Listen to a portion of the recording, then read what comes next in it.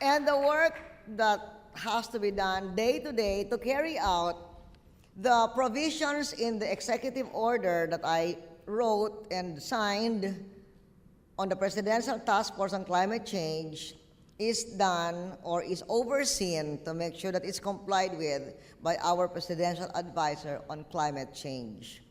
There are 17 task groups under this Presidential Task Force, and 11 of them are headed by cabinet members. Every Friday, Secretary Atienza, Secretary Alvarez, and I spend about 5 hours together with different groups because, among other things that he has to do to mitigate and adapt to climate change, Secretary Atienza is also chair of the task group on solid waste management. And every Friday, we go around the country to make sure that all our local governments know about the Solid Waste Management Act and their obligations under that act. And we look to see how they're doing, and we look to see where we can work together. We've been doing this for the last almost 6 months now. And soon, actually we have started, because we have had so many local governments already aware of their obligations, we are adding to our agenda for Fridays also discussions on the obligations of the community towards reforestation and mangrove rehabilitation and other similar activities.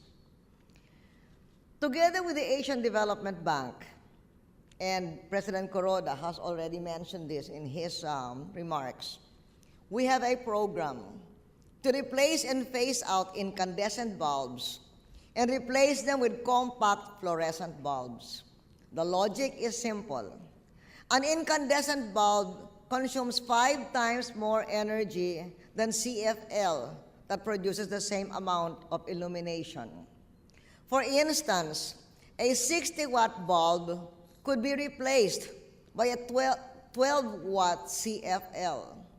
This saves close to 50 watts without losing illumination. If we replace 1 million incandescent bulbs with 1 million CFLs, we will have obviated the need to set up a 50 megawatt power plant, which would cost us at least $50 million to put up. So, in accordance with the program that was mentioned by President Kuroda, by August, we will distribute 5 million free CFLs in Metro Manila, Cebu, Cagayan de Oro, and Davao cities. This is only the first tranche because the entire program calls for the distribution of 13 million free compact CFLs. This was funded to the tune of 500 million pesos out of our value-added tax proceeds. I released this to the Department of Energy, which is the partner, maybe I would say the primary partner of the Department of Environment in adapting to and mitigating climate change. And this fund, in turn, the Department of, and this is our contribution to the joint ADB-DOE project, which in turn provided a $31.1 million concessional loan with 50% clean development mechanism paid in advance.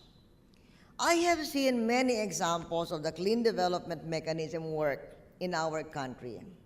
This CDM under the Kyoto Protocol has allowed developing countries like the Philippines to voluntarily reduce our greenhouse gas emissions through private sector initiatives. But as we all know, as you all know, it's set to expire by 2012. And as we have heard from our speakers earlier, an ambitious comprehensive agreement negotiated within the UN Framework Convention on Climate Change and building on the Kyoto Protocol must be achieved no later than this year in Copenhagen. And that is why your conference here is so important. For us to work together towards a good outcome of that conference in Copenhagen and to work together towards a good implementation of the outcome of that conference.